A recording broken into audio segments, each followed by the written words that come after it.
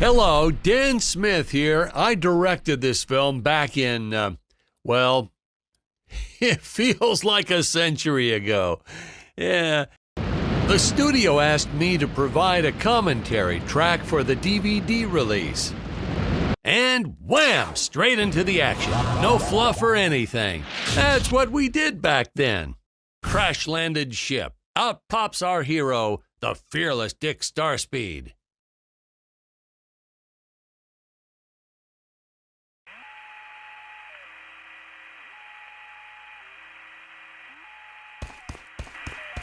The ship's velociter reactor is damaged. I believe that I am stranded on an alien planet. Played, of course, by actor Jonathan Digby. Went on to some minor roles after this.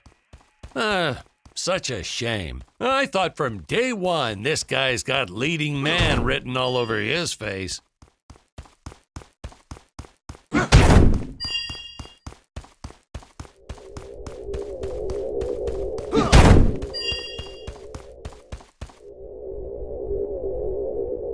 Greetings, citizens of Gravoria. I am Dick Starspeed, and I come in peace.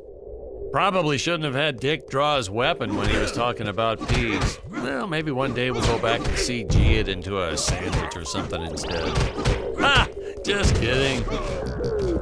And this is what people pay to see. A no-name middle-aged B-list actor duking it out with stuntmen in costumes. Such stunning choreography. Now, the extras in those robot suits really knew how to take a punch. Oh, literally. I told Jonathan not to hold back. Give it all to him. Kick him in the nuts and bolts. And I know what you're thinking, but don't worry. We handled it responsibly. We made them all sign waivers not to sue for injuries.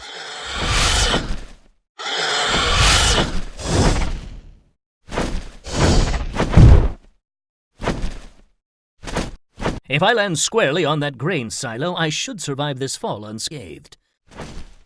Well, I shouldn't say this now, but you could actually see the strings if you squinted hard enough.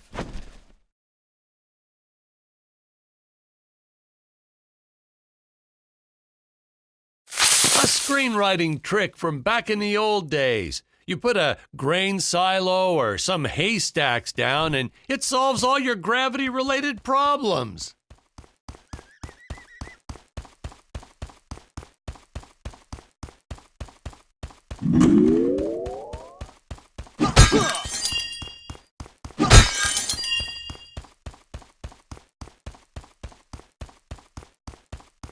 It appears some of my equipment was lost when my ship was shot down.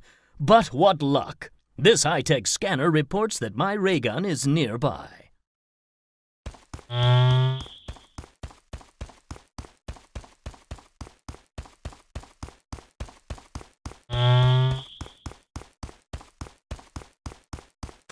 Oh, the dinosaurs! You just don't see quality stop motion like this anymore, do you? Someone actually sat there and moved them, frame by frame. Today, it'd be done with computers, but where's the artistry in that?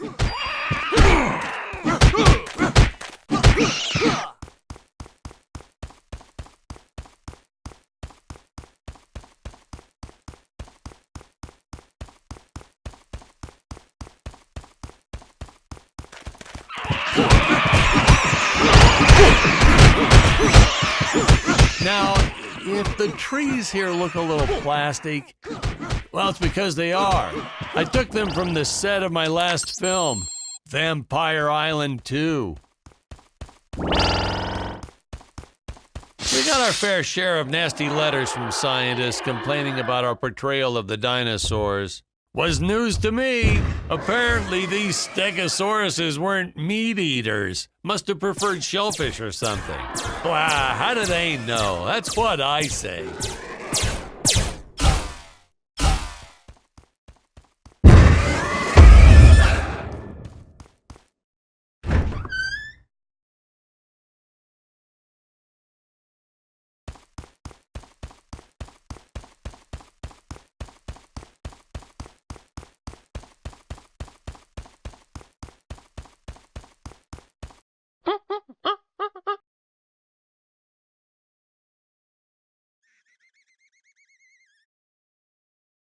As usual, the local population is defenseless. That's where our hero steps in and saves the day.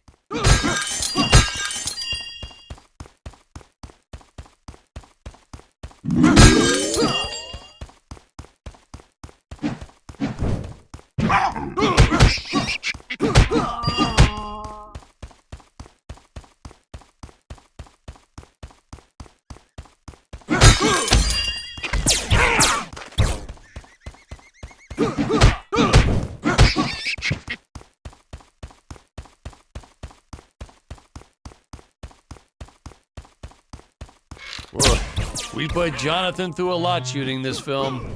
He wasn't the best actor, especially when reacting to getting hit. He's what you call a flincher. So I told the stuntman to really just go to town on him. It's the only way to get an honest performance sometimes. Our props master tried to make the weapons soft, but there's only so much you can do. Lucky for us, Dick's entire body was covered in that spacesuit. That thing was a lifesaver when it came to hiding bruises. How curious. They dissolved into what appears to be gold. You'll notice the gold disappears when Dick touches it. We had a deleted scene that explained he's actually teleporting it back to his ship. It's funny, no one ever questioned how Dick was able to walk around with an infinite amount of gold on him.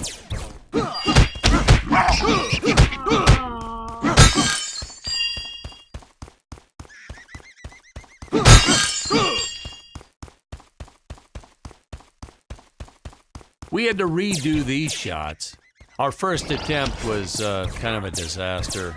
We tried using real apes, thought it'd cut down on the costume budget a bit. But have you ever tried working with apes? They are the worst actors ever. They don't sit still for a moment, and the second you take your eyes off of them, they're flinging their feces all over the place. Jonathan refused to work with them after he got well, let's just say that he had to take more than a couple of showers one day. You know, you never forget the smell of monkey poo. We steam cleaned the studio top to bottom. Still never got rid of it entirely. All through the rest of the shot, we kept finding those little surprises hiding inside various props. Boy, were those the days.